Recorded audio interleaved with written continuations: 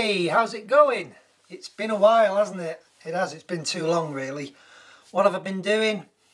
Nothing really that I thought was kind of worthwhile of a video. A lot of stock reduction, stock removal knives, just general 01 Tool Steel 1095 type knives, which I didn't think warranted making a video on because there's already a lot of stuff like that on YouTube. I've done stuff like that before. But I'm back now because I thought I'd bring in on this little project that I'm going to be working on, and it's for one of my platinum very valued customers. He knows who he is, and he did tell me a while ago, well he did say to me a while ago, after he'd seen the Bowie knife, the gun blue Bowie knife I built, that he would love a blade in that particular Damascus setup, but in one of his favourite styles of knife, which I'm more than happy to do. Now, this is the knife. It's the gun blue Bowie knife that I built. I'll bring you in a little bit on this, should I? So this is it. I don't quite know how the light's going to catch this. I can't really see off the camera, but if you can see this knife, it has a mosaic Damascus strip along the top there, and it has a sanmai and nickel billet underneath, and there was it's 1095 in the core. It has a gun blue bolster, it has a piece of brass as a spacer, then it has another piece of Damascus, and it's got this beautiful elm bell handle, fighter style handle. It's a great knife, and the longer I've had this, I can't remember, was it maybe 2 or 3 months ago that I built this, and the longer I've owned it and looked at it and admired it, the more I like it. And it's kind of got to the point where I don't want to sell this now. I'd love to just keep it. I've been made a very, very good offer for this knife, but I'm still a little bit hesitant as to if I will let it go. There's a chance I will, because I fully intend to make another one of these knives, so it will go on the proviso that I can use this knife to take to shows or to photograph alongside the other knife I'm building, which is very, very similar to this but different.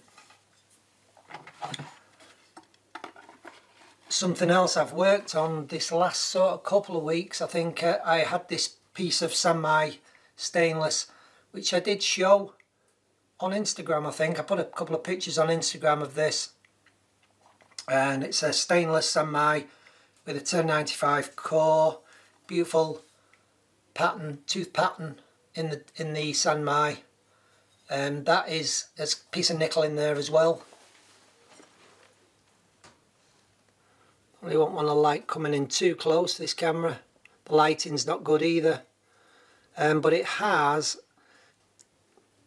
black wood, brass, micarta, which is like a kind of fake ivory, if you like, an ivory substitute, and ironwood, and those 6 brass pins in it.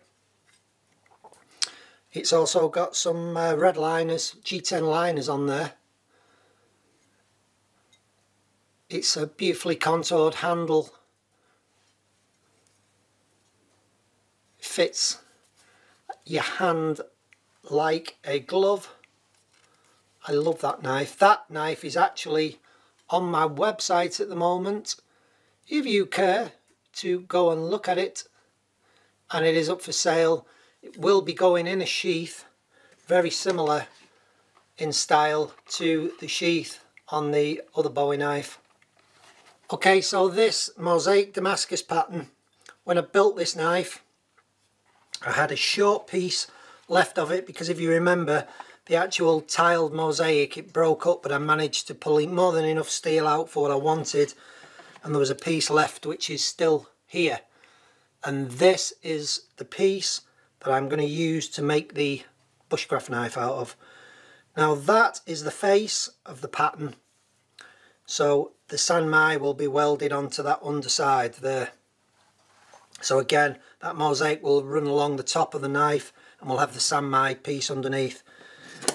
Now the sanmai I've already got, which is two pieces, 15N20, 1095 in the centre. They're all about 3mm thick. I'll be putting a strip of nickel in there as well. Now this, when this is forged down and forge welded together, it's most likely going to be, it's already slightly narrower than that already. So as I weld that on there, that is going to be thinner than the actual mosaic. So I will endeavour, as I forge this, as I forge weld this, to crush it in that direction as well, to try and keep as much thickness as I can. But I may just have to put that back into the forge and forge it down thinner. Ideally it's better as it is at that width, because it's going to get a better forge weld the more steel you initially have to forge weld with. So the wider it is, the more surface you're in contact with, the better the forge weld is going to be, rather than, for instance, trying to forge weld two pieces of 3mm together. It's difficult to do that because your steel's going to want to buckle and bend up on you. So at the moment that is 9mm. I suspect it will go down to about 5 to 6mm after it's been forge welded. I will then squash it and try and get it around that if I can. If I can't, I'm going to have to forge that down. Once I've done that process, I am then going to clean up that side and that side again, which that one actually. So I'll clean that side up again, and then we'll take them two pieces, put a tack on each end, then we'll forge weld them together. Then we can pull out the width we want for this knife, because that will be quite considerably narrower. The actual blade is at the moment, that's the actual blade pattern. You can see right now I've got enough, but that will reduce by approximately a third, which we will then have to pull out another third. We'll have enough length. That as it stands is sort of that long on the knife. We'll pull that excess out on the end there, because there is more than probably 2 times the thickness there that we need on that steel. So we'll be able to pull that out at least 2 or 3 inches, and still leave enough to grind off any decarb we have, because that knife will want to be about 4 to 5mm, when it's maybe 4.5mm when I've finished. And that is it. Whilst I'm forging, I've also got this billet, which is, I can't even remember the layer count, and I'm not going to bother etching to look, but it's basically a crushed W stack it's maybe around, I don't know, 50, 100 layers, somewhere between there. It's been recut. I'm just going to forge weld that back together again, draw that out, and then I'm going to etch the end, and I'll have a look how many layers I've got, because I don't really know what pattern I'm going to make out of this. My initial plan was to make another mosaic billet like this Bowie, but I'm not quite ready to make this replacement knife just yet. So I may just draw this one out, have a look at it, and put it to the side for now. I want to concentrate on this, and it's been ages since I've done any forging, and I really want to try out my beautiful new anvil.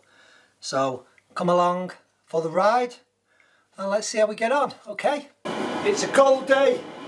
It's equivalent to about 35 Fahrenheit in the UK today. I've tack welded that together, ready to reforge. I'm going to show you how I do kind of a dry forge weld on this, so I'm not going to use any borax. Borax, what it does, it excludes oxygen getting into the joints of your Damascus, therefore it creates a barrier. When no oxygen can get to the steel, you can't get any scale forming. Well, there's a process, there is a step you can do to mitigate that, so you haven't got to use borax, and I'm going to do it in this situation. One of the reasons for not using borax is it sticks to everything, it makes a mess of your forge, it literally eats through your forge like alien blood, it gets everywhere, and it's also horrible to remove off the billet when you come to grinding, because it's like grinding glass basically. So all I'm going to do with this, I'm going to heat it up to like a red colour, not at welding temperature, before oxides can start forming on the steel, and I'm going to put it in the press and I'm going to push it together just to reduce any gaps in that steel and stop oxygen getting in. So that'll push all them surfaces together, stop the oxygen getting in, and then I'm going to reheat it, get it really hot, and give it one slight press again. Make sure it's completely closed up. I'll do that 2 more times, and then I will be confident that that is forge welded and I can draw it out. I will do the same on this. This is the Sanmai piece now made up with the little sheets of nickel in it there. So I'm just going to do exactly the same with that. And I'm already prepared to forge that down to make it slightly thinner in that direction. Hopefully it'll be around about 12 millimeters and I can get a good forge weld on 12mm. So let's start forging. The forge has been lit for about 10 minutes, just enough to dry it out because it's been a while since it's been lit. So I'm going to turn the burners back up now, so you probably won't hear any dialogue, and that's probably a good thing, is what you're saying.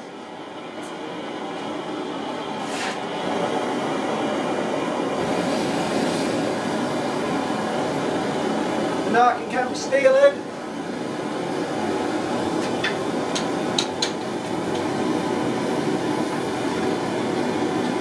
Big billet to one side, out of the way of the path of the flame. This smaller billet is the one I'll be working on first.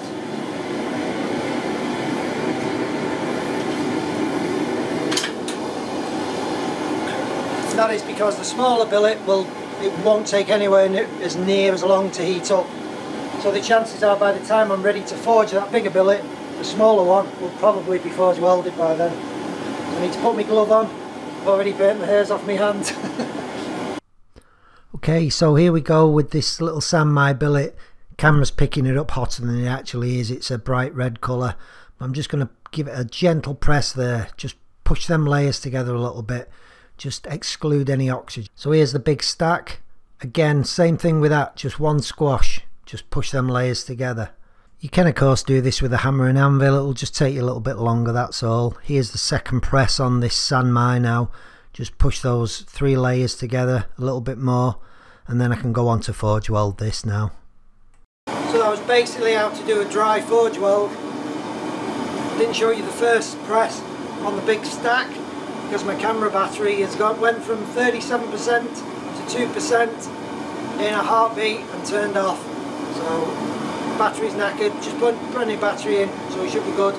I'm going to carry on with this now, just like I've just done, just pushing them together until all the steel starts to move. I'll now get the billets at welding temperature a lot hotter. Now I know there's no air getting in there, I can then forge weld them down, squash them out, draw them out. Same with both billets, work on them. Now I'll come back towards the end of that, we'll see where we are.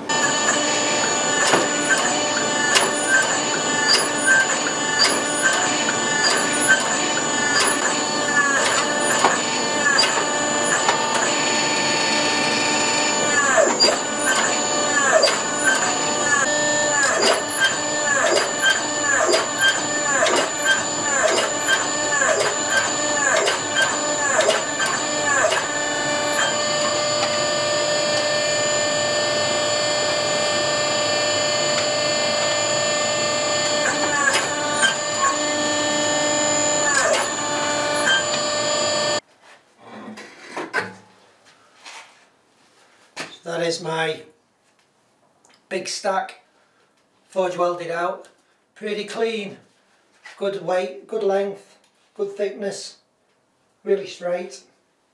That's going into vermiculite now for a few hours, just anneal it. So there is the Sanmai, the 3-layer and nickel, and there's my mosaic. They've just been in vermiculite for about 20 minutes. And they've been forged down to approximately the same thickness, and you can see that they're approximately the same length now as well. So what I'm going to do now is grind down on the Sanmai, just make sure that's welded, that the joints are good, that it's clean. Grind one surface of the mosaic, which is the straightest side, which is probably that one actually, and then them two will be forge welded together. I'm just putting this clip in here, guys, because I've just ground this Sanmai billet. And that's just a kind of proof of concept that you do not need borax to forge weld two pieces of steel together. You can just see there the two layers of nickel each side of that 1095. And we'll create the bushcraft knife with them. So I'm going to leave it there, fellas. Incidentally, this Sanmai being 15N20 and 1095, the nickel, 15N20 has a higher percentage of nickel in it, so when that is etched, the nickel kind of won't etch, so it'll stay really shiny. So that's why I've used the nickel on the outside, the 1095 on the inside, because when we grind through that nickel, the 1095 in the centre will etch nice, and it's a better working edge than 15N20 is, being high in nickel. So yeah, see you in the next one, guys. Okay, thank you to all my patrons. See you all soon.